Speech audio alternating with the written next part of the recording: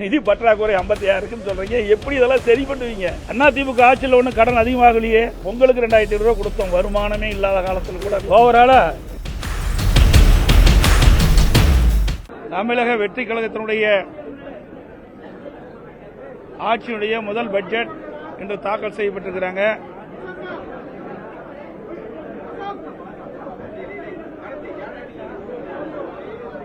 இந்த பட்ஜெட்டில் மக்களுடைய எதிர்பார்ப்புக்கு எதுவுமே பூர்த்தி செய்ய முடியவில்லை இந்த அரசால.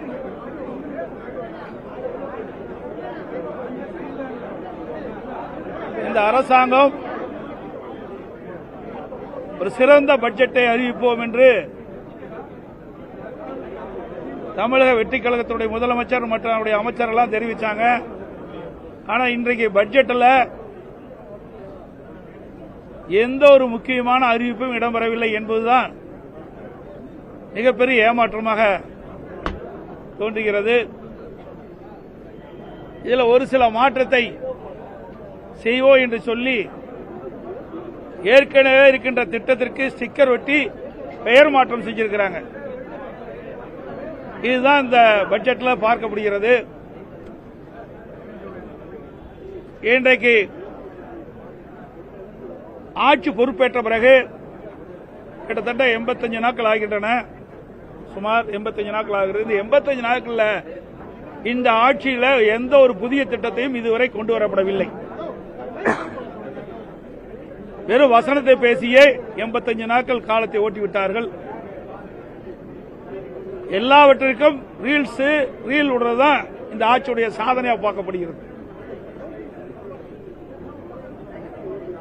ஆட்சிக்கு வருவதற்கு முன்பு மக்கள் எதிர்பார்க்கின்ற திட்டங்கள் நிறைவேற்றப்படும்.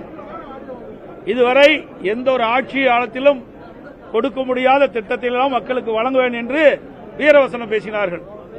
ஆனால் இந்த நிதிநிலை அறிக்கை இந்த பட்ஜெட்டில் பார்க்கின்ற பொழுது ஒன்றுமே எந்த ஒரு திட்டமுமே முழுமையாக இடம்பெறவில்லை. புதிய திட்டங்கள் எதுவுமே இடம்பெறவில்லை.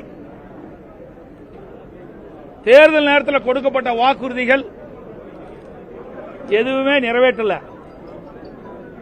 2026 சட்டமன்ற பொதுத் தேர்தலின் போது தமிழக வெற்றி கழகத்தினுடைய தலைவர் மாண்புமிகு முதலமைச்சர் திரு ஜோசப் விஜய் அவர்கள் ஆட்சிக்கு வந்தவுடனே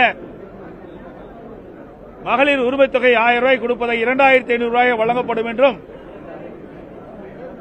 ஆண்டுக்கு குடும்பத்திற்கு 6 சிலிண்டர்கள் வழங்கப்படும் என்றும், முதியோர் உதவித்தொகை 3000 ரூபாய் உயர்த்தப்படும் என்றும், படித்த இளைஞர்களுக்கு வேலையில்லா பட்டதாரி இளைஞர்களுக்கு 4000 ரூபாய் உயர்த்தப்படும் என்றும், அதோடு மீனவர்களுக்கு மீன்பிடி தடைக்காலத்தினுடைய நிவாரணத் தொகை 20,000 உயர்த்தப்படும். அதற்கு வழங்கப்படுகின்ற டீசல் மானியம் 3600 லிட்டராக உயர்த்தப்படும். இப்படி பல அறிவிப்புகளை வெளியிட்டாங்க. அதோட விவசாயிகள் 5 ஏக்கருக்கு குறைவாக வைத்திருக்கின்ற விவசாயிகள் தொடக்க வேளாண் கூட்டுறவு சங்கத்தில் வாங்கிய பயிர்க்கடன் முழுவதும் தள்ளுபடி. சிறு விவசாயிகளுக்கு 5 ஏக்கர் மேல வைத்திருக்கின்ற விவசாயிகள் தொடக்க வேளாண் கூட்டுறவு சங்கத்தில் வாங்கிய பயிர்க்கடன் பாதி அளவு தள்ளுபடி செய்யப்படும் என்று அறிவித்தார்கள். ஆனால் அதற்கு மாறாக 75,000 வரை கடன் பெற்ற சிறு குறு விவசாயிகளுக்கு முழு கடன் தள்ளுபடி. அதற்கு மேல் கடன் வாங்கிய அனைத்து விவசாயிகளுக்கும் 35,000 தான் கடன் தள்ளுபடி என்று அறிவிக்கப்பட்டிருக்கிறது அரசாங்கம். அதுவும் ஒரு ஏமாற்று வேலை. அது மட்டுமல்ல, அனைத்து குடும்பங்களுக்கும் 25 லட்சம் ரூபாய் மருத்துவ காப்பீடு திட்டம் கொடுப்பேன்னு சொன்னாங்க.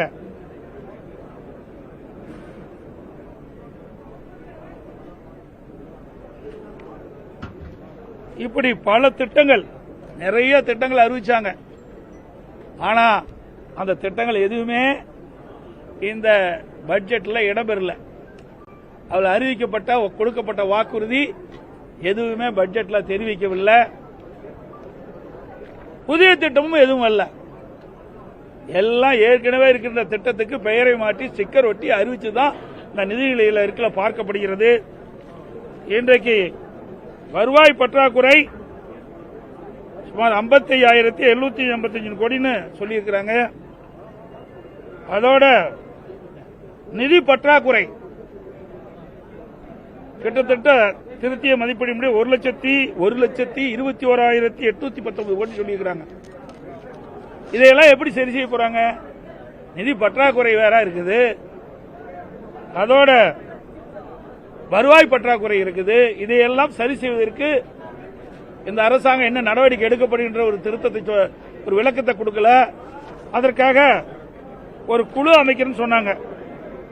ஏற்கனவே இருந்த திராவிட முன்னேற்ற கழக அரசு நிதியை ஆதாரத்தை பெருக்குவதற்கும் நிதி மேலாண்மை சரி செய்வதற்கும் கடனை எல்லாம் குறைப்பதற்கும் ஒரு நிபுணர் குழு அமைக்கணும் திராவிட முன்னேற்ற கழக ஆட்சியில் அறிவிச்சாங்க. நிபுணர் குழு அமைச்சாங்க, நிபுணர்களையும் போட்டாங்க. பிறகு 5 ஆண்டுல 5 லட்சம் கோடி கடன் வாங்கினாங்க. அதே மாதிரி இந்த அரசாங்கமும் அந்த பெயரை மாற்றி, என்ன பெயர், அதுக்கு ஒரு பெயரை வைத்து, நான் அது பேச பேச குறிச்சேன், நாளைக்கு முழு விளக்கத்தையும் நான் சொல்றேன். அதுக்கு ஒரு பெயர் சூட்டினாங்க, அது உங்களுக்கு நீங்க கேட்டிருப்பீங்க. அந்த அதுல 5 பேர் கொண்ட உறுப்பினர் போட்டு அவர்கள் இந்த நிதி நீரையை சரி செய்யும் சொல்றாங்க. எப்படி சரி செய்ய முடியும்?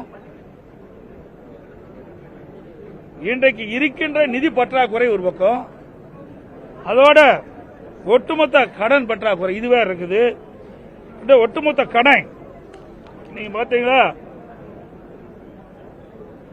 திருத்திய மதிப்பீடுபடி 10,98,768 கோடி கடன் இருக்குது இன்றைய சூழ்நிலையில்.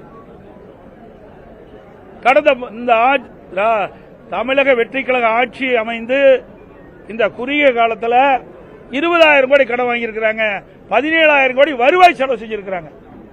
அப்படின்னா எப்படி ஏற்கனவே இருக்கிற கடனை திருப்பி செலுத்த முடியும்?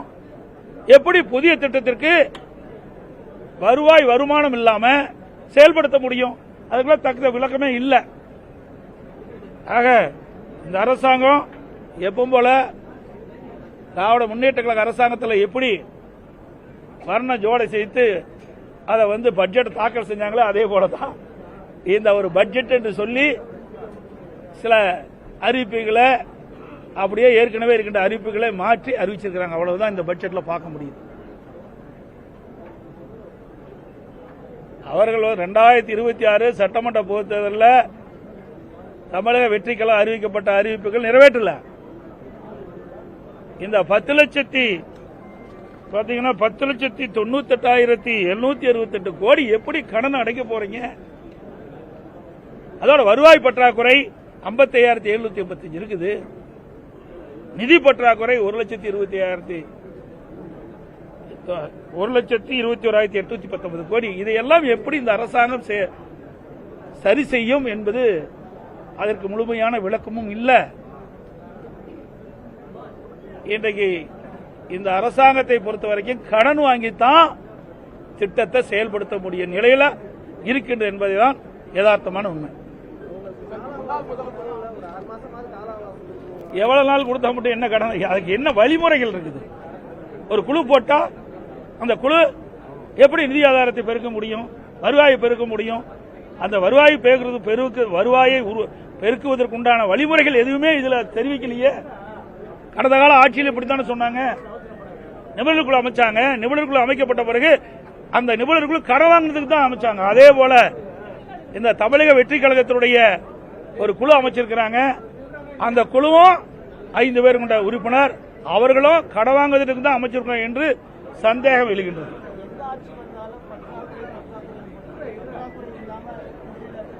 இருக்க வேணும், பற்றாக்குறை இருக்க வேணும். அளவுக்கு மீறி போனா என்ன செய்ய முடியும்? அளவுக்கு மீறினால் அமிர்தம் விஷமாகும் சொல்றாங்கல்ல, அதுபோல அளவுக்கு மீறி கடன் பெற்றால் மாநில அரசுடைய நிலைமை என்ன ஆகும்? நாளுக்கு நாள் கடனுடைய அதிகரிச்சுட்டே போகுது. ஆக இன்னைக்கு ஒரு புதிய திட்டத்தை அறிவிக்கிறேன்னா அதுக்கு தகுந்த வருவாயை பெருக்கி அதுக்கு தேவையான திட்டத்தை நீங்க கொடுக்கணும். இதே அனைத்து இந்திய அண்ணா திராவிட முன்னேற்ற கழக அரசாங்கம் இருந்தது. ஒரு வருஷம் 1 ரூபாய் வருவாங்க கிடையாது. கொரோனா காலம் 1 ரூபாய் அரசுக்கு வரி வருமானம் இல்ல. அந்த காலகட்டத்தை கூட சிறப்பான ஆட்சி கொடுத்தோம். எந்த திட்டத்தையும் நாங்க முடக்கல. எல்லா திட்டமும் சிறப்பாக செயல்பட்டது. விலைவாசி கட்டுப்பாட்டுக்குள்ள வச்சிருந்தோம். கடனும் அதிகமாக பெறல. ஆக அது ஒரு நிர்வாக திறமைமிக்க அரசாக அனைத்து இந்திய அண்ணா திராவிட முன்னேற்ற கழகம் செயல்பட்டது. அப்படி கடந்த கால அரசும் இல்ல, இப்போது இருக்கின்ற அரசும் இல்லை என்பதுதான் யதார்த்தமான உண்மை.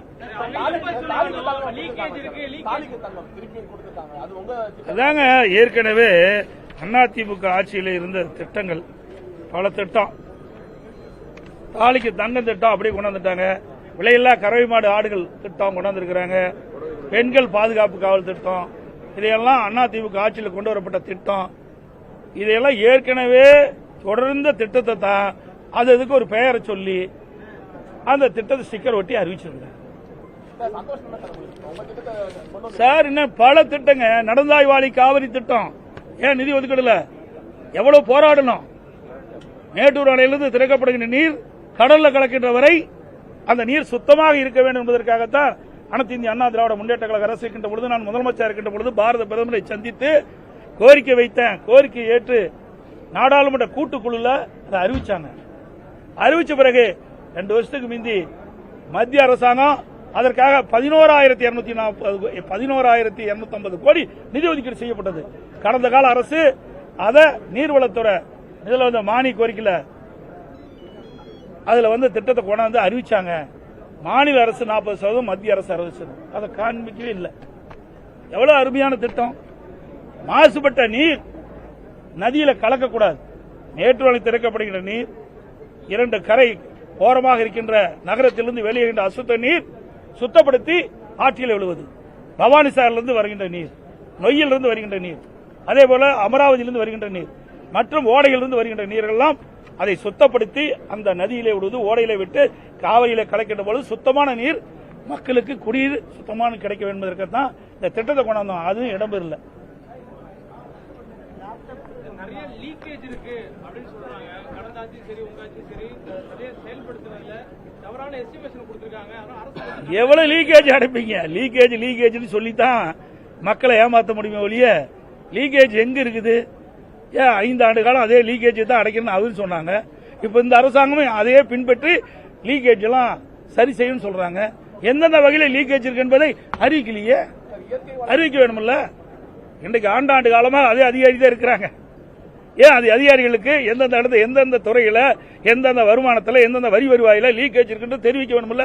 அப்ப லீக்கேஜ் இருந்ததால எவ்வளவு லீக்கேஜ் இருக்குது, அதுக்கு எவ்வளவு வருவாய் வரும், அதுக்கு எப்படி திட்டத்தில் தீட்டம்னு செயல்பட முடியும்? ஒண்ணுமே சொல்லாத அவர் பாட்டு அறிவிச்சுட்டு போயிட்டாங்க.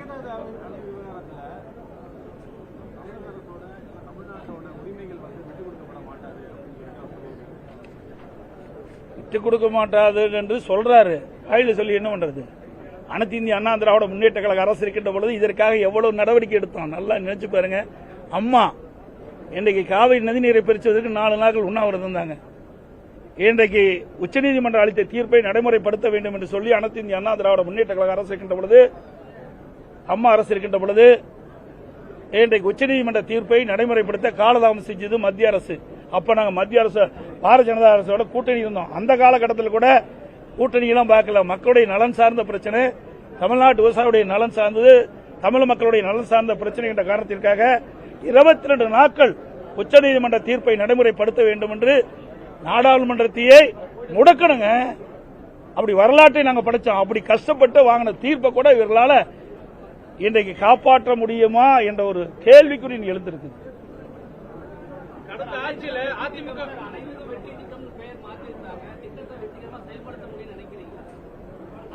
வெற்றின்னு சொல்லிட்டு இருக்கிறாங்க. ஏதோ ஒரு கால சூழலில் வெற்றி பெற்றுட்டாங்க. அதையே அவர் நினைச்சிட்டு இருக்கிறாங்க. இன்றைக்கு இந்த பட்ஜெட் மூலமாக மக்கள் உணர்வார்கள். இந்த பட்ஜெட்ல வெளியே வந்திருக்குல்ல, இதனால் மக்களுக்கு என்ன நன்மை கிடைச்சிருக்கு மக்கள் சிந்திப்பார்கள். சிந்தித்த பிறகு அடுத்த தேர்தலில் உரிய முடிவை எடுப்பார்கள். அதிமுக திமுக அதிக கடன் சுமையை மாநிலத்தின் மீது ஏற்படுத்திட்டாங்க. அதனால பெரிய திட்டங்களை உடனடியாக செயல்படுத்த முடியல. நிதி ஆதாரத்தை வலுப்படுத்திட்டு தான் செயல்படுத்தும் சொல்றாங்க. எங்க நிதி ஆதாரத்தை தள்ளுபடி? நீங்க தான் 1,27,7 கோடி நீங்க இருக்குன்னு சொல்லிக்கிறீங்க. நிதி பற்றாக்குறை 56 இருக்குன்னு சொல்றீங்க. எப்படி இதெல்லாம் சரி பண்ணுவீங்க? அதிமுக ஆட்சியில் ஒன்னும் கடன் அதிகமாகலையே. ஏங்க வருவாயே இல்லாத ஆட்சி செய்த அரசாங்கங்க. அந்த காலகட்டத்தில் கூட பொதுமக்கள் பாதிக்கக்கூடாது என்பதற்காக, ஏழை மக்கள் பாதிக்கக்கூடாது என்பதற்காக ரேஷன் கடையில் 11 மாசம் உணவுப் பொருட்கள் விலை இல்லாம கொடுத்தோம். குடும்ப அட்டைக்கு 1000 ரூபாய் கொடுத்தோம். சென்னையில் மீண்டும் 1000 ரூபாய் கொடுத்தோம் குடும்ப அட்டைக்கு. சிகிச்சை பெறுவர்களுக்கு தேவையான உதவிகளை செஞ்சோம். அதோட கொரோனா காலத்தில் அந்த மருத்துவ மனையில் இருக்கிற கட்டமைப்பெல்லாம் சீர் பண்ணோம். அது இல்லாத பொங்கலுக்கு 2500 ரூபாய் கொடுத்தோம். வருமானமே இல்லாத காலத்தில் கூட நல்லா சிந்திச்சு பாருங்க. அதோட ஒரே ஆண்டில் 11 அரசு மருத்துவக் கல்லூரி கொண்டு வந்தோம். 68 கலை மற்றும் அறிவியல் கல்லூரி, 21 பாலிடெக்னிக் கல்லூரி, 4 பொறியியல் கல்லூரி, 4 வேளாண்மை கல்லூரி 10 ஆண்டுல கொண்டாந்து அவ்வளவு சாதனை படைச்சிருக்கிறேங்க. கடந்த கால ஆட்சியில் என்ன செஞ்சாங்க? 6 மாவட்டத்தை புதுசா உருவாக்கி இருக்கிறோம். இவ்வளவு செஞ்சு பாலங்கள், சாலைகள், தடுப்பணைகள் எல்லாமே எங்களுடைய ஆட்சியில அதிமுக 10 ஆண்டு கால ஆட்சியில் செய்த சாதனை. அவ்வளவு செஞ்சுதான் 3,85,000 கோடி வருமானமே ஒரு வருஷம் இல்லாத கூடுதல் செலவு 40,000 கோடி கொரோனாவுக்கு. இவ்வளவு இருந்துதாங்க இவ்வளவு செலவு. திமுக ஆட்சியில் என்ன இருந்தது? ஒண்ணுமே வரலையே. இடையில புயல் வேற, கஜா புயல் வேற, வறட்சி வேற. இவ்வளவு நாங்கள் வறட்சி நிவாரணம் கொடுத்தோம்.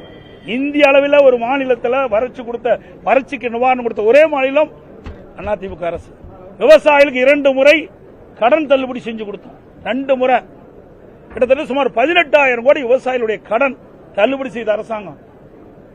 இந்த அரசாங்கம் என்ன கொடுக்கப்பட்ட வாக்குறுதி நிறைவேற்றலையே. தமிழக வெற்றி கழகம் விவசாயிகள் கொடுக்கப்பட்ட வாக்குறுதி நிறைவேற்றலையே.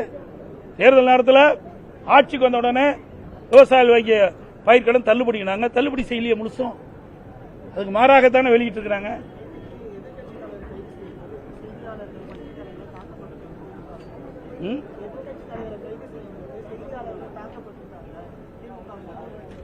செய்தியாளர்களை தாக்கப்பட்டது வன்மையாக கண்டிக்கத்தக்கது. அதில் எந்த மாற்று கருத்தும் கிடையாது. ஆனால் அது எந்த சூழ்நிலை எப்படியானதுன்னு எங்களுக்கு தெரியல. நீங்க கேட்ட கேள்வி எனக்கு முழுமையாக தெரியல. தெரிஞ்சா நான் முழுமையான பதில் தரேன். ஓவராலா கொடுக்கணும், 0 கொடுக்கலாம். அவ்வளவுதான் கொடுக்க முடியும். இதுல என்ன இருக்குது பட்ஜெட்ல? நீங்க அத்தனை நிறுவனங்களுக்கும் தெரியும், இங்க இருக்கிற பத்திரிகையாளர் ஊடகங்கள் அத்தனை பேருக்கும் தெரியும். ஒவ்வொரு பட்ஜெட்டும் போதும் நாங்க பேட்டி கொடுக்கிறோம். அண்ணா திமுக ஆட்சியில் எப்படி இருந்தது, திமுக ஆட்சியில் எப்படி இருந்தது, இப்ப இருக்கிற ஆட்சி என்ன, இதையெல்லாம் நீங்க பிரிச்சு பார்த்தாவே இதுக்கு நீங்களே மார்க் போட்டுக்கலாம். அனைத்து ஊடகங்களுக்கும் பத்திரிகை நன்றி, வணக்கம்.